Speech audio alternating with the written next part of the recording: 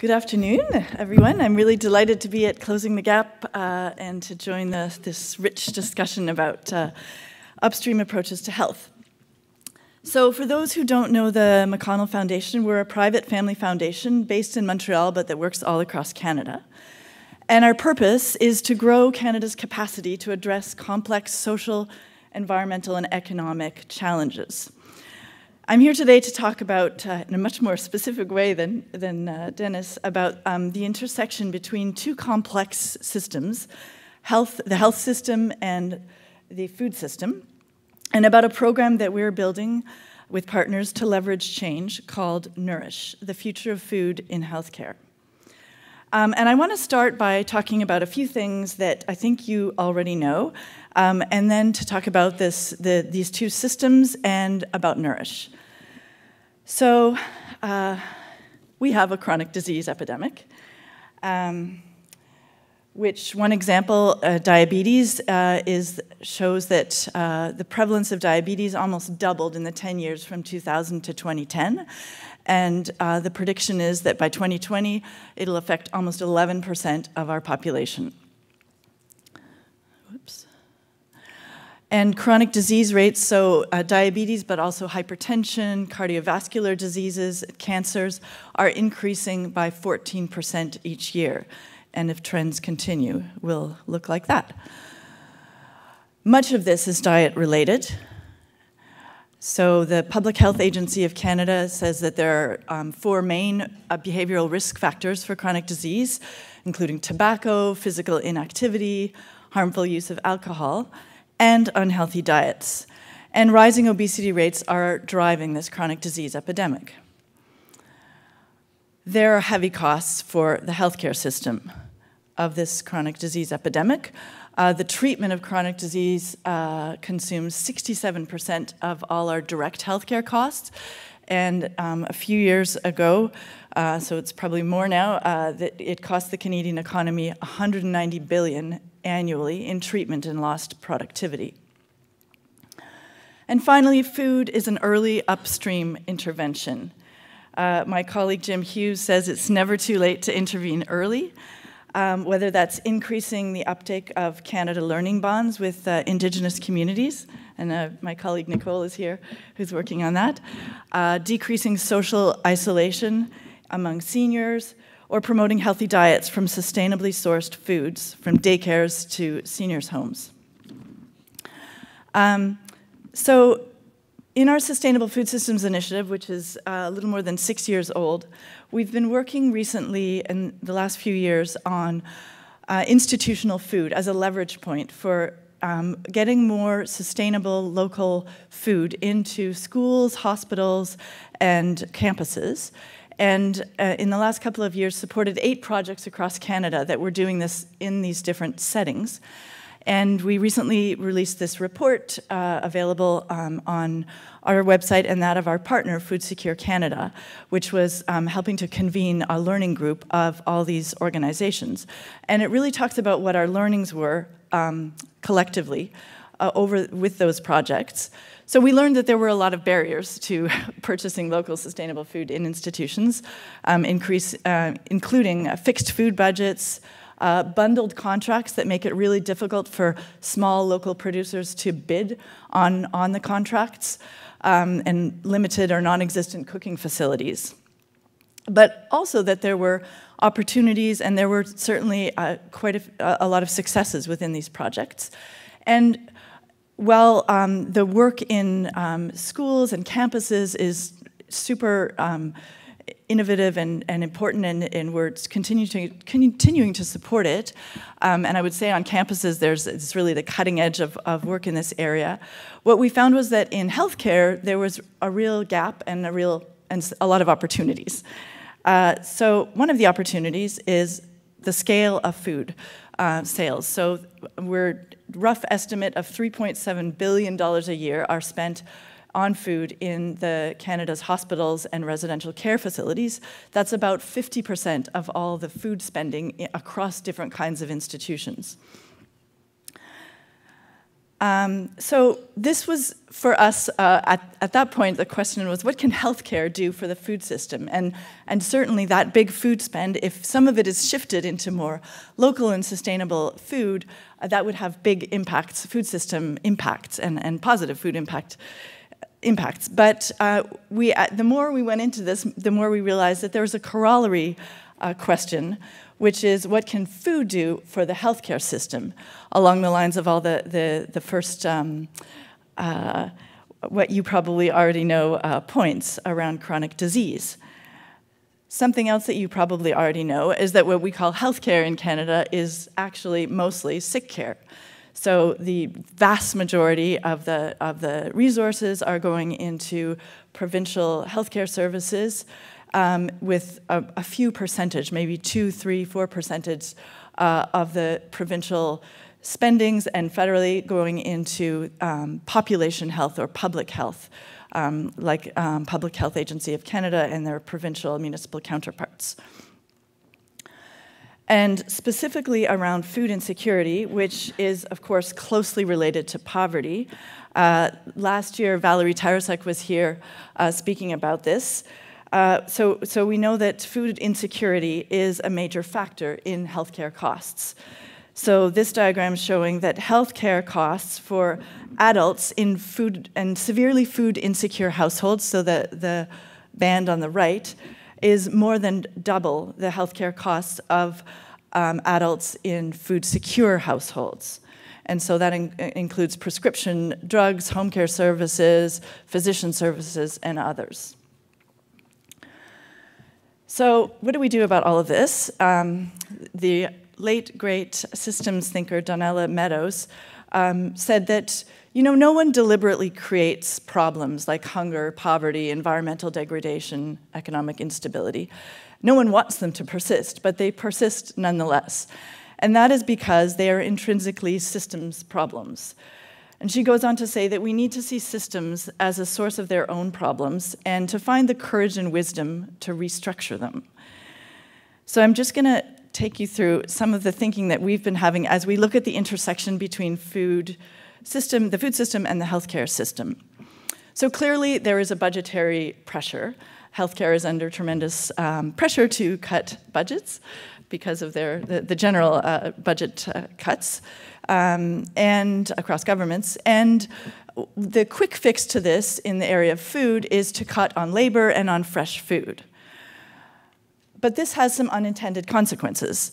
So plate waste is one of them, or tray waste. When the food is not fresh or delicious, or sometimes when there's not choices for culturally appropriate foods, it means that there's a significant amount of waste happening in the healthcare system, which is adding to the budgetary pressures.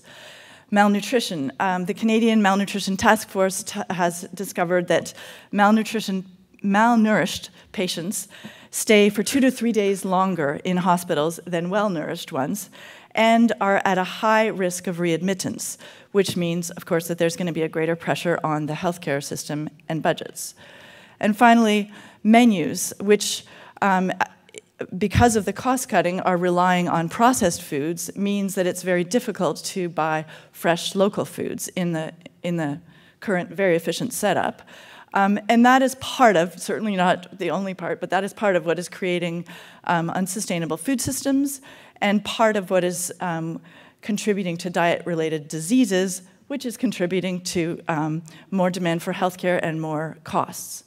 So one of the things that we've been looking at is what the role of different stakeholders in healthcare are having in supporting this system and in challenging it. So whether it's a CEO that's concerned about budgets, or a dietitian who maybe finds it easier to count calories on a processed package than through some fresh fruits or vegetables, or a patient that would feels disempowered and would just eats less when there aren't good choices. All of these different stakeholders are having a role in keeping the system in place. And so we've been trying to better understand, as we go along, what their role is and how they can be part of the system's change that we seek. So this might be a bit discouraging, all of this, but there are some bright lights.